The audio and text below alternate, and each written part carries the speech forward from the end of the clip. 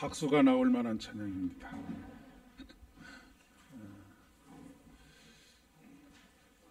밑에서는 소리가 조금 삑사리도 나고 그랬는데 무대 역시 강하신 분들이네요. 귀한 찬양 정말로 감사합니다. 자꾸 욕심이 좀 생기는데요. 최소한 한 16분 각 파트에 한 4분 정도씩은 있었으면 좋겠다 생각이 됩니다. 아직 망설이고 계신 분, 머뭇머뭇거리고 계신 분들 빨리 오셔서 문 닫기 전에 함께 찬양하실 수 있었으면 좋겠습니다. 한 주간도 평안하셨습니까? 언어는 보이지 않지만 흔적을 남긴다라고 하는 말이 있습니다. 뭐 눈에 보이는 것도 아니고 또 우리가 글을 써서 남기는 것도 아닌데 그 사람의 말이 흔적을 남긴다라고 하는 뜻이 무엇일까? 사람의 말은 그 사람이 어떤 말을 사용하느냐에 따라서 이 사람이 이런 생각을 가지고 있구나라고 하는 것을 남깁니다. 이 사람이 이런 가치관을 가지고 있구나라고 하는 것도 알게 하지요. 그리고 이 사람이 이런 신념과 이런 습관을 가지고 있구나라고 하는 것도 알게 하기 때문에 흔적을 남긴다라고 그렇게 이야기를 합니다. 여러분이 요즘 자주 사용하는 말이 무엇입니까? 무슨 말을 자주 사용하느냐는 지금 내가 어떤 생각을 하고 살고 있고 어디에 관심을 가지고 있고 어디에 몰두하고 있다라고 하는 것을 보여줍니다. 사람이 나이와 상관없이 사랑에 빠지면 특히 여자분들 또 남자들도 마찬가지죠. 혀 짧은 소리를 합니다. 여러분 그 TV나 이런 것에 보면 사랑에 빠지면 혀가 저절로 짧아지지 않습니까? 그 말 속에는 내가 누군가를 지금 사랑하고 있다라고 하는 흔적을 남기는 것입니다. 요즘 현대인들이 특별히 이제 우리나라 사람들이 사용하는 대표적인 언어 습관 중에 한 가지가 뭐뭐인 것 같아요라고 하는 표현을 굉장히 자주 사용한다라고 하는 것입니다. 특별히 젊은 층에서 더 많이 사용하고 있다라고 하는 것이 학자들의 분석이기도 합니다. TV에서 이렇게 그 인터뷰를 하는 것을 보면 산에 가서 등산을 하고 내려오는 분들, 단풍을 즐기고 내려오는 분들, 이런 분들에게 묻습니다. 어떠셨습니까? 단풍이 참 고운 것 같아요 라고 그렇게 대답을 합니다.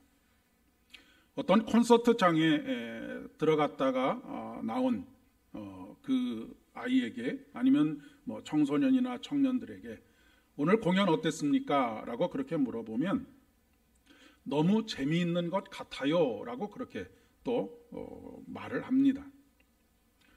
너무 기쁜 것 같아요 라고 하는 표현도 사용하지요. 도대체 지금 말을 하고 있는 사람이 누구이고 누구의 감정을 이야기하는 것인지는 모르겠습니다. 기쁘면 기쁘다고, 슬프면 슬프다고, 아니면 감격스러우면 감격스럽다고, 아름다우면 아름답다라고 표현하면 될 터인데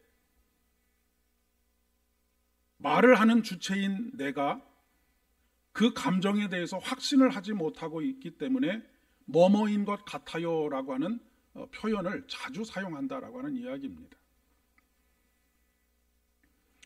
이 같아요라고 하는 표현을 자주 사용하는 것은 자신이 지금 하고 있는 말에 자신이 없거나 아니면 자기가 하고 있는 말에 책임을 지고 싶지 않아서 그런 표현들을 많이 사용한다라고 이야기를 합니다. 현대인들이 이런 표현을 많이 사용하는 이유는 상황과 모든 그 일들을 조금 애매모호하게 만들어서 자신의 생각을 은폐하려고 하거나 아니면 자신의 책임을 희석하려고 하는 그런 그 내면의 표현이다라고 그렇게 이야기를 하죠. 그렇기 때문에 우리가 이 같아요라고 하는 말을 사용함으로 인해서 우리가 지금 나의 생각에 대해서, 나의 가치에 대해서, 나의 신념에 대해서, 내 고백에 대해서 어떤 태도를 취하고 있는가라고 하는 흔적을 남겨주는 것입니다. 이런 언어 습관은 신앙생활에 있어서도 그대로 드러나는 것을 보게 됩니다. 자기 고백이 없습니다. 믿음의 확신도 없는 것이지요. 같아요라고 하는 표현은 그러니까 비주도적인 언어라고 그렇게 이야기를 합니다. 비주도적인 언어라고 하는 것은 수동적이라고 하는 것입니다.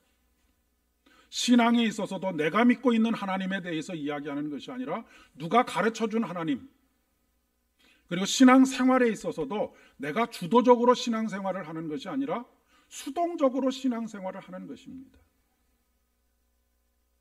그러다 보면 많은 사람들이 있는 곳에 내 신앙도 끌려가고 많은 사람들의 결정에 내 신앙도 끌려가게 되어져 있습니다.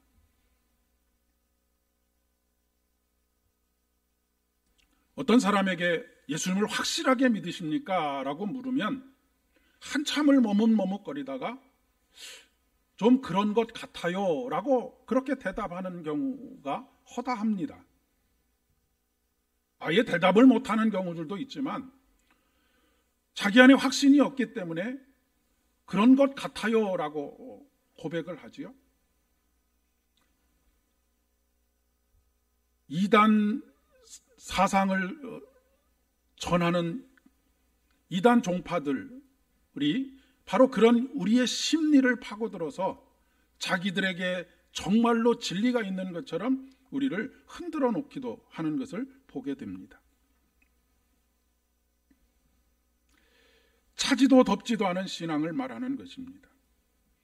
그런 라오디게아 교회를 향하여서 예수님께서 이렇게 말씀하십니다. 내가 차든지 덥든지 해라. 내가 미지근하여 더웁지도 아니하고 차지도 아니하니 내 입에서 너를 토하여 내치리라 라고 말씀하고 있습니다. 우리 사회가 어두운 이유는 어두움 그 자체가 문제가 있기 때문이 아닙니다. 어두움은 본래 어둡습니다. 그런데 어두움을 향하여서 너는 왜 어둡느냐라고 말하는 것은 말이 되지 않는 이야기지요. 우리는 어둠을 향해서 어둡다라고 말하는 것이 아니라 어두움을 밝히는 빛이 되어야 하는 것입니다. 그런데 우리의 신앙이 흐리멍텅한 것이지요. 빛이 빛으로서의 역할을 하지 못하는 것입니다. 어떤 경우에는 예수님께서 말씀하신 것처럼 등경 아래 빛을 숨겨놓습니다. 사회적인 책임, 그리스도인으로서의 사회적인 책임을 회피하기 위해서, 희석하기 위해서 우리 신앙을 감추는 일들이 굉장히 많이 있다는 것입니다. 많은 직장인들이 직장에 가서 나는 예수 믿는 사람입니다 라고 하는 말을 자신 있게 못하는 경우들이 굉장히 많다고 합니다. 왜 그렇습니까? 그리스도인다운 삶을 자기가 책임 있게 할 수 있다는 그런 확신이 없기 때문에 그렇게 하는 것이죠. 자기를 숨기는 것입니다. 여러분, 신앙생활에는 중간지대라고 하는 것이 없습니다. 예수를 믿으면 믿고 믿지 않으면 믿지 않는 것이지, 찬 것이면 찬 것이고 더운 것이면 더운 것이지 미지근한 것은 없는 것입니다. 그렇기 때문에 미지근한 것을 하나님께서 토하여 내시리라 라고 말씀하고 계시는 것이죠. 오늘 신명기의 말씀에 보라 내가 오늘 생명과 복과 사망과 화를 내 앞에 두었으니 라고 말씀하십니다. 그 말은 무엇입니까? 생명과 복을 선택할 것인지 사망과 화를 선택할 것인지를 결정하라라고 하는 것입니다. 우리가 삶을 살아가는 데 있어서는 이 방법도 안 되고 저 방법도 안 되면 제3의 방법, 제4의 방법을 생각할 수 있습니다. 그러나 신앙에 있어서는 오직 한 길밖에 없습니다. 우리를 구원하시는 오직 한 분, 그 예수를 따르는 길밖에 없기 때문에 그렇습니다. 그런 의미에서 사도행전 4장 12절의 말씀에 다른 이로서는 구원을 얻을 수 없나니 천하 인간 중에 구원을 얻을 만한 다른 이름을 우리에게 주신 일이 없느니라 라고 말씀하고 계시는 것입니다. 그러면 하나님은 우리 머리 복잡하게 왜 자꾸 선택하게 하시는가? 우리가 노예처럼 끌려오기를 원하지 않으시기 때문입니다. 우리가 자녀들을 양육할 때에 무조건 아빠가 결정했으니 너희들은 따라와라, 시키는 대로 해라 라고 그렇게 말하는 것은 좋은 것이 아닙니다. 그것은 그 아이를 하나의 인격으로 대하지 않기 때문에 그런 행동을 하는 것이죠. 아이를 한 사람의 인격으로 대하면 여러 가지 선택지들을 주고 선택하라고 그렇게 이야기합니다. 왜요? 아이를 존중하기 때문입니다. 인격적으로 존중하고 인정하기 때문에 그렇게 여러 가지 선택지 중에서 하나를 선택하라고 말하는 것이죠. 하나님께서 우리에게 이렇게 말씀하시는 이유도 우리를 하나의 인격으로서 존중하시기 때문입니다. 사랑하시기 때문에 그렇다라고 하는 이야기입니다. 그런데 인류 역사를 통해서 볼 때에 이런 선택, 하나님의 이 사랑으로 말미암아서 우리에게 주신 자유가 자유로가 아니라 방종으로 흐르는 역사를 우리 인간은 가지고 있습니다. 자유를 방종의 기회로 삼는 것이지요. 아담과 하와가 그랬습니다. 또 약속의 땅 가나안에 들어간 이스라엘이 그랬습니다. 이스라엘 민족은 결국 사망과 화를 선택했습니다. 그리고 이스라엘 민족은 그리고 나라는 멸망을 당하고 말았습니다. 그러면 이스라엘 민족은 왜 사망과 화에 이르는 길을 선택했을까요? 그 길이 좋아 보였기 때문입니다. 그 길이 편해 보였기 때문에 그렇습니다. 그 길로 가면 내 미래가 활짝 열려 있을 것 같이 보여졌기 때문입니다. 그런 우리들에게 예수님께서는 좁은 길로 들어가라고 말씀하십니다. 좁은 길로 들어가라. 멸망으로 인도하는 문은 크고 그 길이 넓어 그리로 들어가는 자가 많고 생명으로 인도하는 문은 좁고 길이 협착하여 찾는 이가 적음이니라 라고 말씀하십니다. 넓은 길은 그리로 들어가려고 하는 사람들이 참 많습니다. 반면에 생명으로 인도하는 문은 찾는 이가 적습니다. 여러분 한 번씩은 들어보셨을 것 같은데 경남에 있는 거창고등학교의 직업선택의 10계명 중에 한 계명이 바로 이것입니다. 남들이 많이 가는 곳으로 몰려가지 말고 남들이 가지 않는 곳으로 가라라고 말하는 것입니다. 우리는 대부분 많은 사람들이 선택하는 곳을 선택합니다. 자신의 길이기 때문에 선택하는 것이 아니고 많은 사람들이 가기 때문에 선택합니다. 우리나라의 대학이 바로 그런 곳이 아닌가 싶기도 합니다. 남이 가는 길을 따라가고 자신만의 생각이 없고 자신의 생각이 있어도 그것을 삶으로 옮길 만한 용기가 없을 때가 참 많이 있습니다.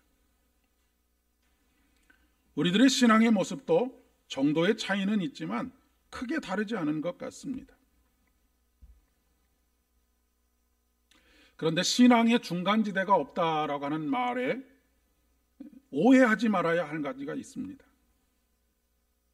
신앙의 중간지대가 없다라고 하는 것을 우리 사회를 두 편으로 나누는, 편을 가르는 도구로 사용하면 안 된다라고 하는 것입니다. 지금 우리 사회는 이념으로 나누어져 있습니다. 남자와 여자가 극명하게 대립되어져 있습니다. 지역으로 나누어져 있습니다. 갈라져 있습니다. 내 편이 아니면 모두 적으로 돌리는 그런 사회입니다.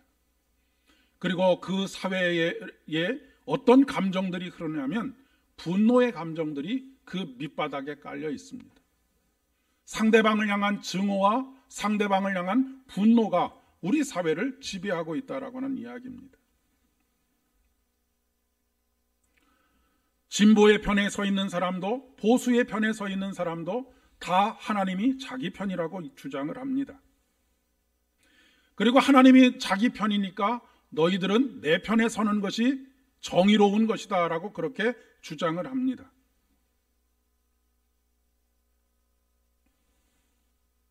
하나님께서 오늘 우리에게 선택하라고 하시는 것은 어떤 이념의 편에 설 것이냐를 결정하라고 하는 것이 아닙니다.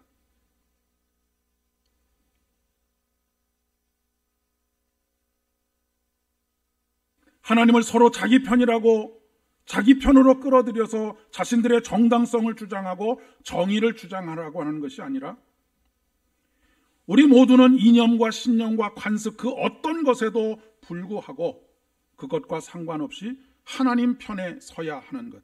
하나님 편에 선다는 것은 꼭 생명과 복의 편에 서는 것을 말하는 것입니다. 여러분, 하나님은 보수적인 분이실까요? 진보적인 분이실까요? 하나님은 보수적이시지도 않고 진보적이시지도 않습니다. 하나님은 창조적인 분이십니다. 하나님은 우리 어느 편에 서 계시는 분이 아니고 늘 경계를 넘어서는 자유로우신 영이 바로 하나님이십니다. 영적으로 깊은 경험들을 하신 참으로 하나님의 임재를 경험하며 살아가는 그런 성인의 반열에 오른 분들을 보면 가끔 사회적인 통념에 많이 어긋나는 그런 행동들을 하시는 분들을 보게 됩니다. 그분들은 어느 한편에 서 있기 때문이 아니고 바로 자유롭게 하시는 영이신 성령에 따라서 행동하기 때문에 그런 행동들을 하는 것입니다. 고린도 교회는 바울파와 아볼로파와 게바파와 그리스도파로 나누어져 있었습니다. 그런 그들을 향해서 사도 바울은 그리스도께서 어떻게 나누어졌느냐? 바울이 너희들을 위하여 십자가에 못 박혔느냐? 바울의 이름으로 너희가 세례를 받았느냐? 라고 묻고 있습니다. 여러분, 신앙에는 진보나 보수, 좌파나 우파가 있는 것이 아닙니다. 우리는 오직 예수 그리스도에게만 속해 있는 사람들입니다. 우리는 바울에게 속해 있는 것도 아니고 아볼로에게 속해 있는 것도 아니고 게바에게 속해 있는 것이 아닙니다. 그들의 사상에 속해 있는 것이 아니라 오직 예수 그리스도의 생명의 근원이 되신 예수 그리스도에게 속해 있는 사람들입니다. 진리는 오직 하나입니다. 예수 그리스도만이 구원자이시고 예수 그리스도만이 생명입니다. 오늘 교동문으로 함께 읽은 시편 119편 1절의 말씀에 보면 행위가 온전하여 여호와의 율법을 따라 행하는 자들은 복이 있으며 라고 노래하고 있습니다. 완전하다, 완벽하다라고 하는 표현과 온전하다 하는 표현은 완전히 다른 의미를 가지고 있습니다.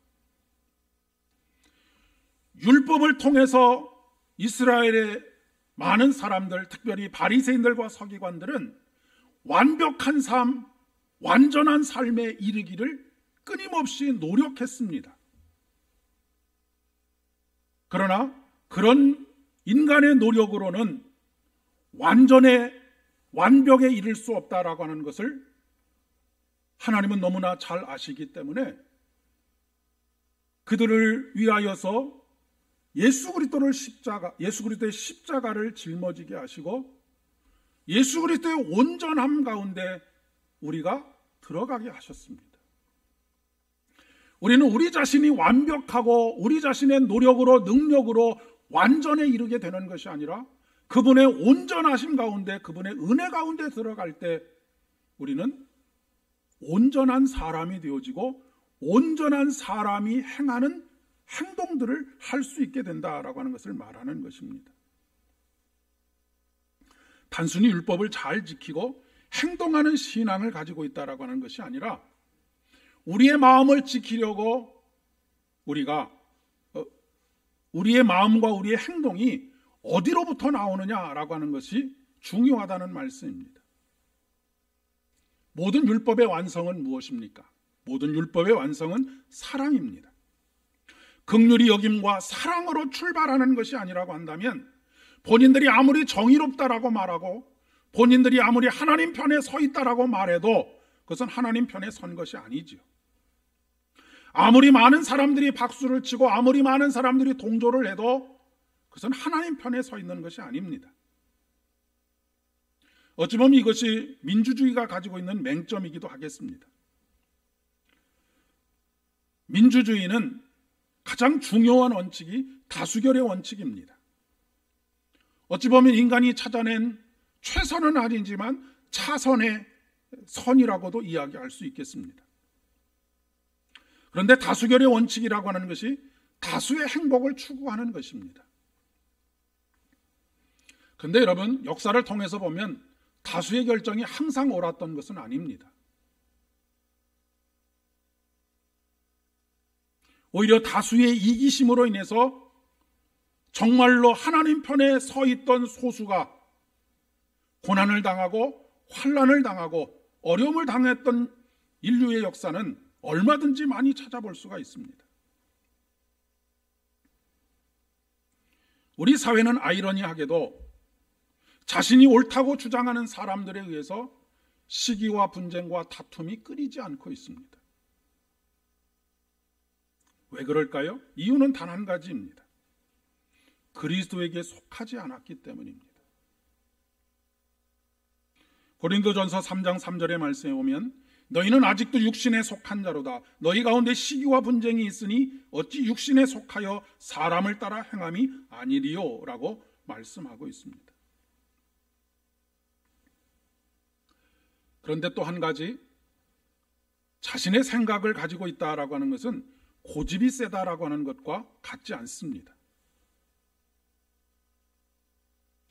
오직 예수 그리스도의 말씀에 자신의 생각을 복종시키는 것, 그것을 통해서 자유케 하시는 하나님의 자유를 누리는 것입니다.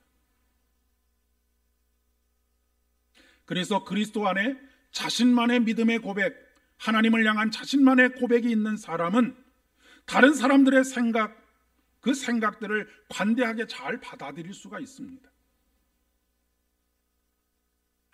왜요? 그 동기가, 그 생각의 동기가 그리스도에게 속한 긍휼과 사랑이기 때문에 그렇습니다. 그리스도에 속한 사람은 다른 사람에게 십자가를 짊어지게 하는 것이 아니라, 다른 사람을 판단하고 정죄하는 것이 아니라, 내가 자신의 십자가를 짊어지고 타인의 잘못을 해결하는 십자가의 은혜를 믿는 사람들이기 때문에 그렇습니다. 하나님의 편에 선다라고 하는 것이 무엇일까요? 굉장히 애매모호하게 느껴질 수 있을 것 같습니다. 하나님 편에 서는 것은 항상 사랑의 편에 서는 것입니다. 긍휼과 자비를 베푸는 편에 서는 것입니다. 여러분, 우리 사회의 정의는 사랑입니다. 사랑이 곧 정의입니다. 특히 하나님은 약자의 편에 서십니다. 하나님께서 약자의 편에 서시지 않으면 기울어진 운동장이 되기 때문입니다. 하나님은 기울어진 운동장으로가 아니라 그것을 평평하게 만들기 위해서 약자의 편에 서시는 것입니다. 약자를 편애해서가 아니라 그렇게 해야 하나님의 평등이 이루어지기 때문입니다.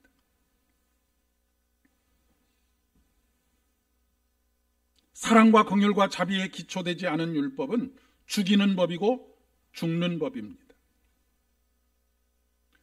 사랑과 긍휼과 자비에 기초하지 않았던 율법과 그 율법에 의해 의를 주장한 바리새인들의 주장이 바로 그것입니다.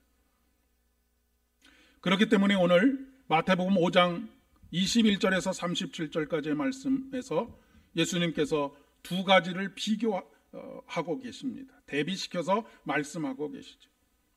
옛사람에게는 이렇게 말했지만 나는 너희들에게 이렇게 말한다 라고 말씀하고 있습니다.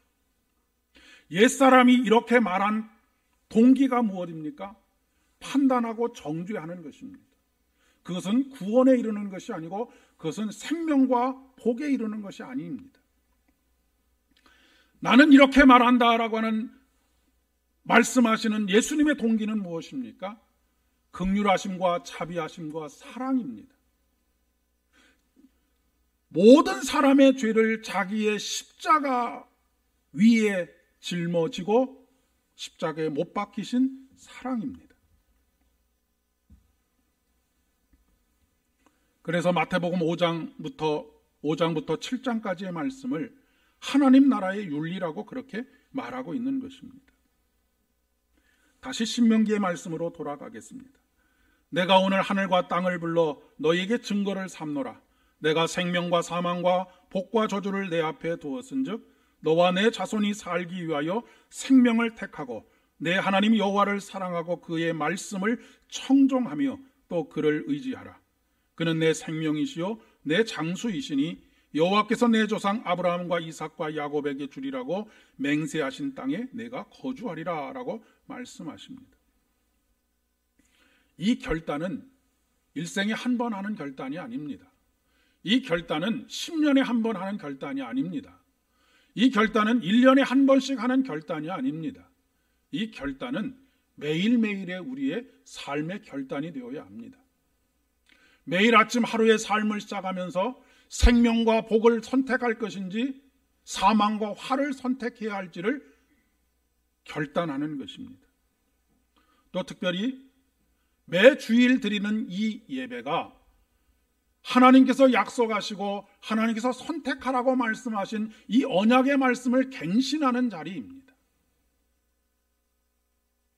하나님께서는 우리를 예배 가운데 부르셔서 일주일의 삶 속에서 우리가 생명과 복을 선택하면서 살 것인지 사망과 화를 선택하면서 살 것인지 그것을 선택하라고 말씀하십니다.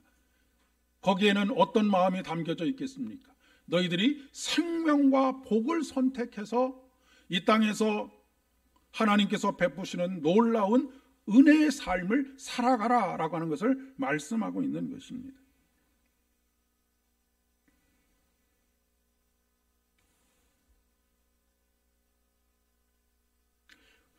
우리의 신앙의 중간지대가 생기는 이유가 무엇일까요? 우리 신앙의 회색지대가 생기는 이유가 무엇일까요? 예배를 통해서 언약의 갱신이 이루어지지 않기 때문입니다. 매일매일 하나님 앞에서 우리가 하루를 시작하면서 결단하지 않기 때문입니다. 그런 말을 합니다. 아무리 목사라고 하더라도 석 달만 예배드리지 않으면 믿지 않는 사람과 똑같아진다라고 하는 말을 합니다.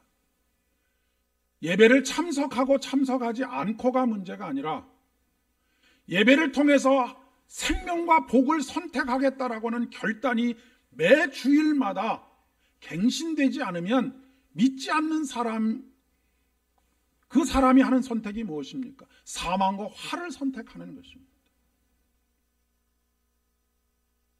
사랑하는 여러분, 혹시 이 믿음의 고백이 갱신되는 것이 너무 오래되어서 누렇게 변해 있지는 않습니까?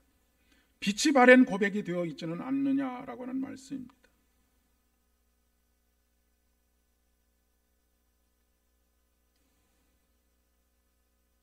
우리는 이 시간에 예배를 단순히 참여하는 것이 아니라 언약을 다시 나의 믿음의 고백으로 고백하고, 그러나 그 언약을 내가 내 힘과 능력으로 지켜낼 능력이 없으니 하나님, 이번 한 주간도 주의 도우시는 손길로 저희들에게 은혜를 베풀어 주셔서 능으로도 되지 않냐고 힘으로도 되지 않는 이 일을 주님의 영으로 도와주십시오라고 간구하는 자리가 바로 이 자리입니다. 이 시간 이 자리에 계시는 모든 분들이 생명과 복을 선택하기로 결정하고 이번 일주일의 삶 속에서 하나님의 도우심을 간구함으로 말미암아 하나님께서 약속하신 하늘의 복으로 충만하기를 진심으로 축복합니다. 기도하겠습니다. 참 좋으신 아버지 하나님, 오늘도 우리를 생명과 복으로 초대하여 주시니 참 감사합니다. 성령께서 이 시간 우리와 함께하여 주셔서 사망과 화를 선택하지 않게 하시고 생명과 복을 선택하며 생명과 복을 선택한 삶을 일주일 동안 살아가겠다고 결단할 수 있도록 도와주시옵소서. 뿐만 아니라 일주일의 삶 속에서 늘 우리를 도우시고 함께 동행하지 않으시면 우리는 더 넓어 보이는 길, 좋아 보이는 길, 미래가 보장되어 있다라고 생각되는 그 길을 선택할까 두렵사오니 오직 우리의 유일한 구원이 되시는 예수 그리스도에게만 속해 있는 복된 삶이 될 수 있도록 주여 붙잡아 주시옵소서. 예수님의 이름으로 기도드립니다. 아멘.